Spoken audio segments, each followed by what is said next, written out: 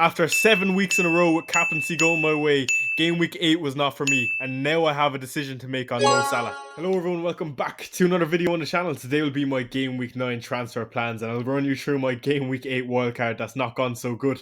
I'll give you some of my thoughts going forward with some of my players and how I feel, and show you some of my transfers that I'm thinking of in the future. We'll also have the watch list section at the end of this video. Let's get straight into it. So quick thank you, we've just hit 9k subs and it's a massive milestone for myself, almost at the 10k mark. Again, if you aren't already subscribed, hit the subscribe button and like. Let's make the like goal for this video 300 likes. So just quickly to recap game week 8, again I'm just off the back of a wildcard. And I scored 55 points all out. Again, this is being recorded before West Ham play tonight versus Brentford. So overall, really poor game week. And after wildcarding, you'd want to hope for a green straight away, and it's not gone my way this game week. Let's talk about the good before we get into the ugly. Let's quickly talk about Mukiele, who was the superstar for me this game week. It could have been much worse if it wasn't for him, but I was always comfortable playing him if Enzo was to miss out, and I would be lying to say that I was expecting a 17-pointer, but absolutely delighted with it. And again, I've kind of made my look in a sense, but definitely really jammy, no doubt about that. What else went well for me? Erling Haaland. Of course, I didn't captain him this game week, so I can't even say it went well. But other than that, we've kind of have nothing else to give applause to, as most people have double Arsenal defense, and most people captained Erling Haaland. So let me run you through some of my picks so you can get an understanding from why I chose the players and how I feel about them now going forward. So in general, Mo Salah, I think he's the main talking point of my team. I captained him this game week and it didn't go my way. In fairness, I did think that Salah could have done enough to return. I did watch the game, and Liverpool in general were incredibly frustrating going forward. It looked like that whole lineup with Isaac, Ekitike when he came on, and Salah, they all looked frustrated at each other. Gakpo looked like the real standout out of that front line. Isaac and Salah not up to speed, even with the international break. You'd think that would break it up and give them time to bring themselves back to their past selves and getting back up to fitness. But anyway, Salah has been really disappointing, and there's no doubt in that. But I'm not changing how I'm feeling with him. I always said that even if the outcome didn't go my way, that I wouldn't be so quick to make a change just yet. And we'll talk a bit more on that in my transfer plan section when I show you my game week 9 team. But Salah was really disappointing, and he did get the early hook. That is the thing I'm actually worried about the most. If he starts to get rotated early and he's missing the odd game, which I think is unlikely, but it's definitely something to keep in mind. We've not seen Salah get early subbed when he need a goal, especially in the big game versus United. So that will definitely have to be part of my thought process going forward. But I think I'm happy to wait and be patient to see what happens during the Champions League midweek. Let's look at some of our other picks in this team. I went with Enzo, of course, like I said. Very surprised he didn't start. João Pedro, who was very underwhelming, also, who looked much better in the 10 when Mark Guy came on at halftime. Mohamed Kudus, who probably had his poorest game in the Spurs jersey so far, just not clicking for Tottenham just yet. And I want to see some changes for Thomas Frank.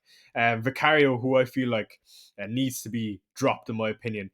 And also, we need to see a more box-to-box midfielder, whether that's Lucas Bergville beside Paulinho, or that is, of course, Pap Matasar, who is one of my favourites.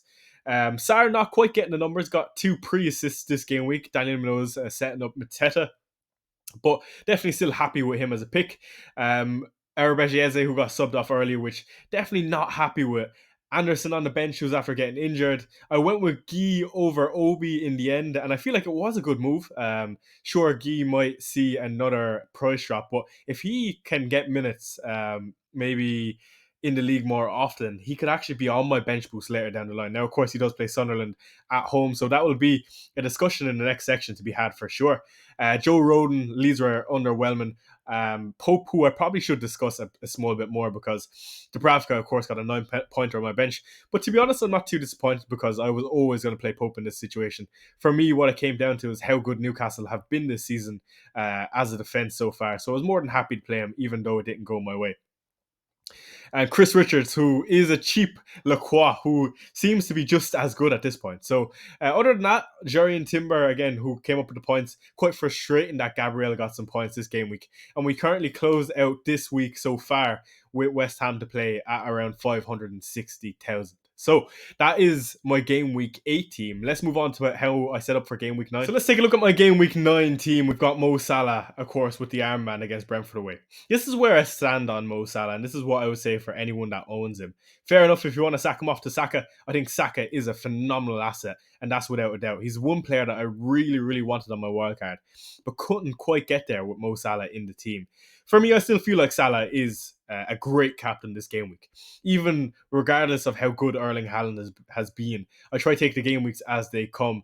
And before the outcome of this game week 8, I wanted to put the armband on Salah. That's the only unfortunate thing now is it looks silly because I have no reason to back it up. But as long as Salah is getting the minutes and is on penalties for Liverpool, on a week-to-week basis. Again, we'll see in Champions League if that's a different story, which I doubt it will be. But with Brentford away, it's a great fixture for Salah. I'm trying not to overthink it, to be honest, and not play with too much emotion. I still think he is a great asset, even though he mightn't be worth the justifiable price tag of 14.4 million. But other than that, I don't see myself moving to a Saka just yet, even though I'd love to go with him. Again, Saka picking up bonus points and DEFCON in a week that he didn't return in. I mean, that is ridiculous. But anyway, just on Mo Salah, I feel like he definitely could have returned versus United, like I said. I'm not going to say he was unfortunate because he's a player not on form, but one particular chance where I think he could have laid it off to Wirtz. And there was also a penalty shout, which was quite controversial in my opinion. Again, it was close. I can see it be given, I can see it not be given at the same time. So it was just one of those. But for me, Liverpool in general have looked really poor. I've never seen Liverpool play so badly in one half of football than that first half versus United, particularly at home. It was really unusual to see. But in that second half, there were bright lights, of course, Liverpool's way. They kind of lit up United, and then United managed the game well. Players like Kuna and Buemo, made the most of what they had. And of course, Maguire coming up with that late goal. I would say Cody Gakpo was definitely the standout, like I said, for Liverpool. Hugo Ekitike, when he came on, was really, really exciting. And Alexander Isak was really disappointing along with Salah. So going forward with this Liverpool team, I don't know exactly how to feel. But if you're asking me now, I'm more than happy to leave it play out for a few game weeks with Salah with the decent fixtures over Haaland. So again, maybe after this game week, if we don't see anything from Salah again, I'll be forced to maybe bring in Saka, who has those really good fixtures. But I'm more than happy to wait out this game week and not play with too much emotion. So that's Mo Salah. And again, captaincy is definitely not solidified for me.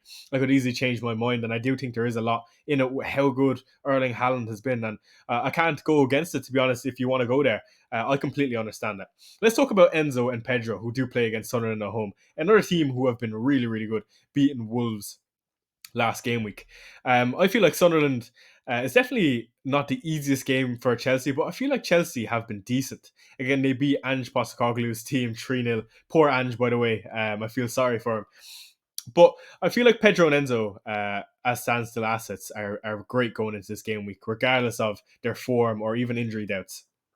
I feel like when a big team like Chelsea play at home, especially at Stamford Bridge, it's a really hard place to go. And as long as Enzo gets the minutes, I feel quite confident going into this game with him. The decision to go with him during the deadline stream was quite close. I did bring him in just the day before, but I feel like because the fixtures are there for Chelsea, I definitely want to double up. One other asset who we can talk about is, of course, Reece James, who I didn't have in my mind, but interesting that he's popping back up and he looks back to his old self. So next, let's move on to the two Arsenal guys, Injurian Timber and Erebeche Eze. Again, Eze getting the early sub, but I'm not too worried, to be honest, going ahead with his former team, Crystal Palace. Again, we'll have to monitor these guys in Europe. Same with my front seven in general. But I'll be quite confident with Eze playing, and same with Jurriën Timber with Ben White's injury. So not much to say on Eze, to be honest. Again, an underwhelming performance, playing in the position where Martin Odegaard would normally be, but quite hopeful with Arsenal's fixture run. And I'm hoping Saka doesn't decimate me and my differential in Eze can somewhat keep me afloat. Because, again, I don't expect him to match Saka, but if he can do that and somehow Salah starts performing, we'll start to look quite good again. Let's talk about Mohamed Kudus.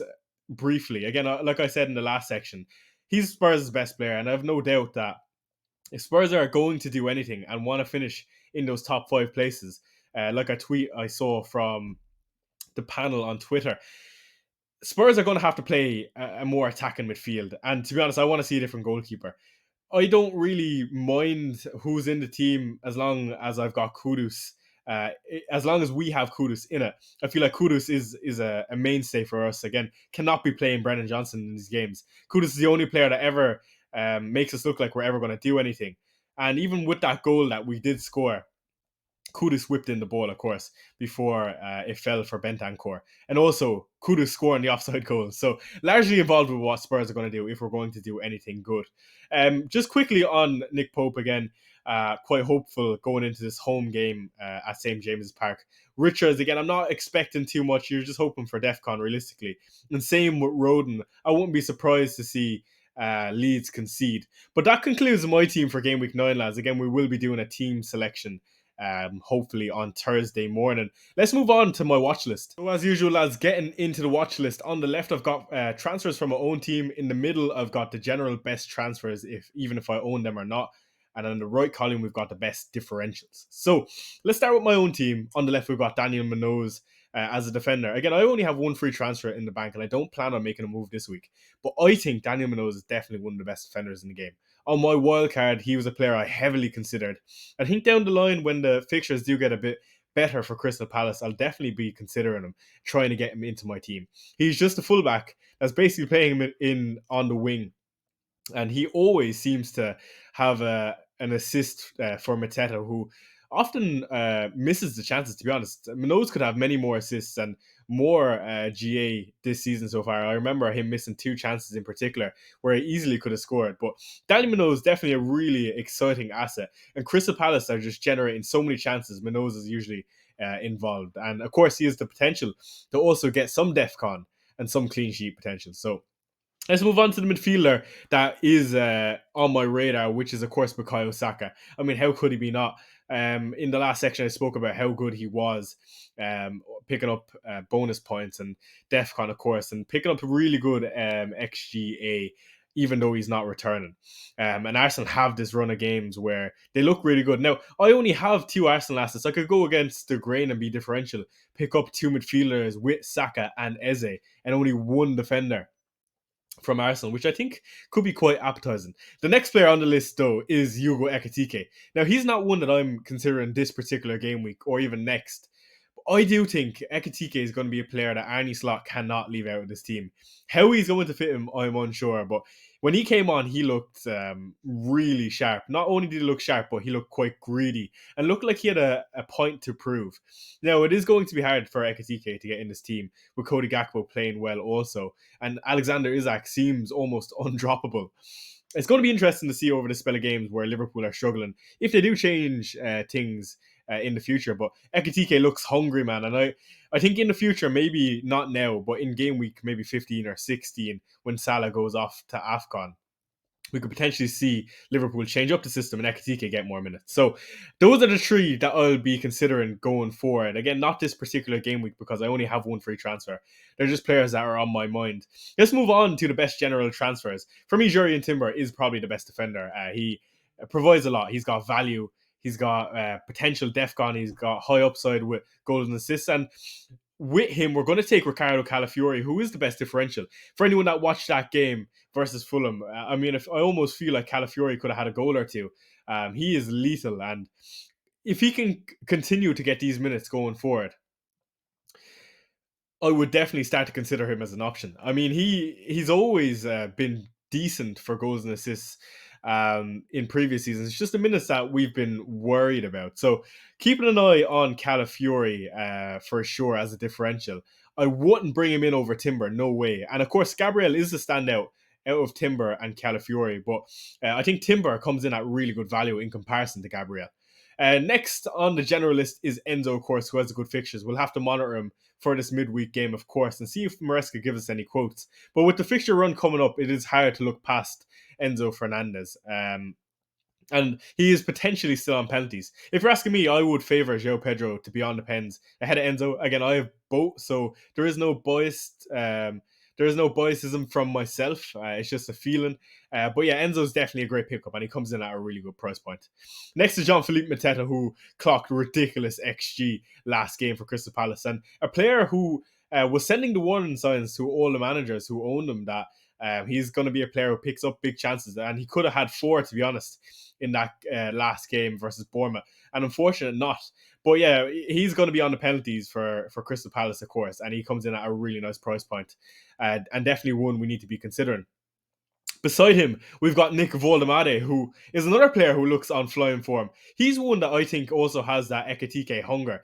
I seen towards the late stages of that game, he really wanted to be on the ball. He was pointing towards his feet, saying, give me the ball, I'll do something with it. And a really tidy finish.